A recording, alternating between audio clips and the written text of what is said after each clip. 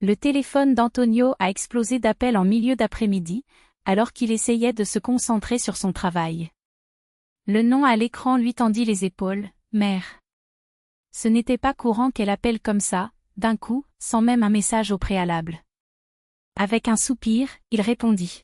« Bonjour, maman. » La voix à l'autre bout du fil ne laissait aucune place aux salutations. « Mon fils, ta femme va trop loin. » Le cri a résonné dans tout le bureau, faisant se retourner même les collègues, curieux. Ludmila Ivanovna ne mérite pas ce manque de respect. Elle a demandé une bonne somme, 150 000, et que fait cette fille? Envoyer 25 000 en aumône. Antonio éloigna l'appareil de son oreille, comme si la distance pouvait atténuer l'embarras. Les yeux de ses collègues lui brûlaient le dos. « Maman, baisse la voix. Je suis au travail, il a essayé, en vain. Et toi? Où es-tu? » L'ironie dans sa voix était coupante. « Seul ton temps précieux compte, pendant que ta mère est humiliée. J'en ai demandé 150 000, et elle m'en jette 25 comme un mendiant. C'est un scandale. » Il ferma le cahier avec un clic sec et se leva, cherchant refuge dans le couloir vide. Le mal de tête commençait déjà à lui palpiter les tempes. « Allons-y doucement. Pourquoi avez-vous besoin de 150 000 ? Eh bien, mon fils, tu as oublié ? Mon 60e anniversaire approche. » Le ton était celui de quelqu'un qui parle à un enfant têtu.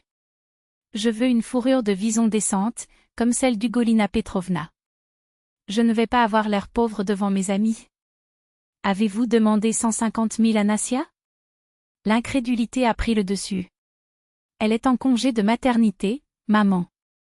Notre fils a 8 mois. Et alors ? Elle ne travaille pas, elle doit avoir beaucoup de temps. » La logique était implacable, absurde. En plus, tu gagnes bien. Vous ne manquez pas d'argent. Antonio compta jusqu'à 10 en prenant une profonde inspiration. Je vais parler à Nassia et je te rappelle. Non, tu vas exiger qu'elle me paie ce qu'elle doit. L'ordre sonnait comme une gifle. Il a raccroché avant que la dispute ne dégénère. Ses doigts tremblaient lorsqu'il composait le numéro de sa femme. De l'autre côté, les pleurs étouffés de Maximo servaient de bande sonore à la fatigue de sa voix. Et, mon amour. Antonio, un long soupir. Ta mère m'a écrit aujourd'hui. Il n'a pas demandé, il a exigé 150 000 pour une fourrure de vison. Comme si c'était elle qui avait raison. Il a même envoyé les détails du compte. Il ouvrit le message transmis, Nassia, transfère 150 000 d'ici vendredi. Mon skin d'anniversaire. Je ne veux rien d'inférieur à celui d'Ugolina. Exigence ci-dessous. Pas de « s'il vous plaît », pas de considération. Juste une commande. Et tu as répondu ? J'ai dit que je n'avais pas cet argent, que nous avions les factures, le prêt automobile, les dépenses du bébé, sa voix s'éteignit. Elle a dit que tu étais obligé de payer, que j'étais ingrat.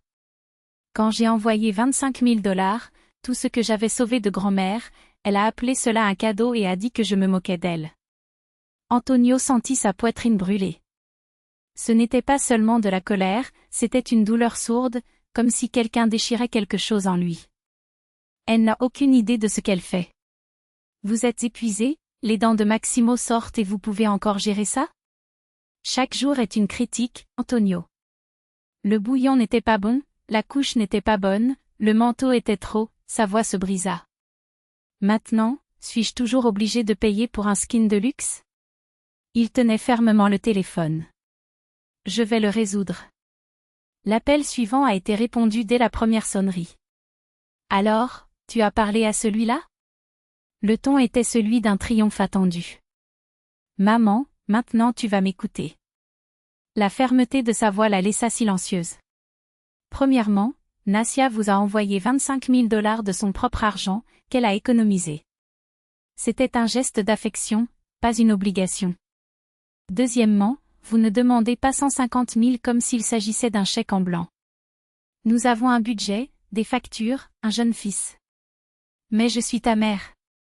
La dispute ressemblait à un cri de guerre. Je t'ai élevé avec des sacrifices, et maintenant on me refuse un cadeau décent ? Un cadeau qui coûte le double de mon salaire? Il rit, sans humour. Maman, nous avons payé 45 000 pour le paiement de la voiture, 20 000 rien que pour les affaires de Maximo, sans compter les supermarchés, l'essence. D'où penses-tu que ces 150 000 viendront? Et si je vendais ma voiture? Après tout, c'est juste pour emmener votre petit-fils chez le médecin et Nassia au travail, rien d'essentiel, non? Le silence de l'autre côté était éloquent. Tu préfères me voir humiliée à la fête? Sa voix était maintenant une plainte calculée.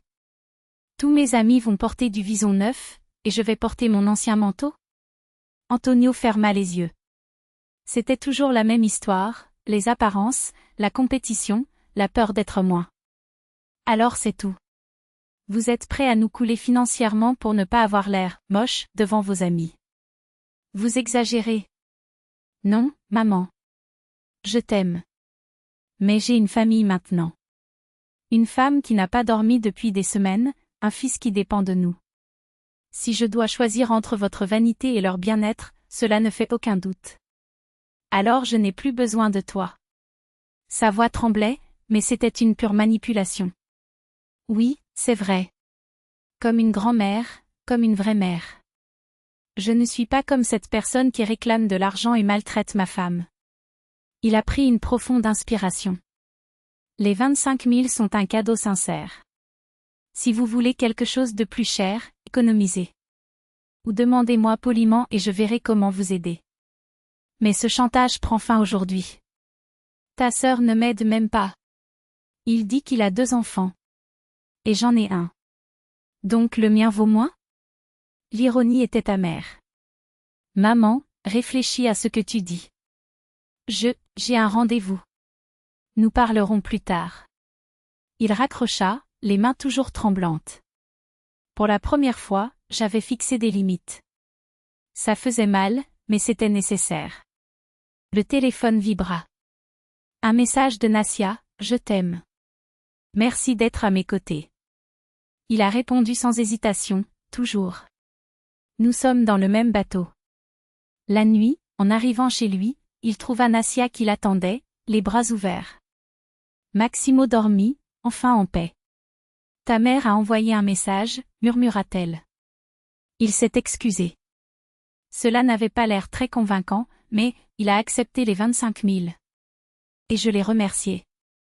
Antonio la rapprocha, sentant le poids de la journée s'évanouir. Ça ne me dérange pas d'aider, tu sais? Murmura-t-il dans ses cheveux. Mais il faut que ce soit avec respect. Comme les gens. Pas en tant que propriétaire de nos vies. Elle hocha la tête contre sa poitrine. C'est un début. Avec respect, sans cette histoire d'ATM, renforça-t-elle, sa voix ferme, mais ses doigts entrelacés avec les siens, comme pour chercher de la force. Je le veux aussi. Et je garderai un œil ouvert.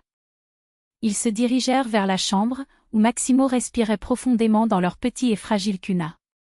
Votre fils. Votre famille. Et c'est là, devant cet être qui dépendait entièrement d'eux, qu'Antonio sentit quelque chose se réorganiser dans sa poitrine, la certitude que ça valait la peine d'apprendre à dire non. Même pour ceux qui pensaient avoir droit à tout surtout pour cela. Parce que l'amour, compris à ce moment-là, n'était pas synonyme de soumission. C'était avant tout le courage de protéger ce qui comptait vraiment. Même de vous-même, si nécessaire.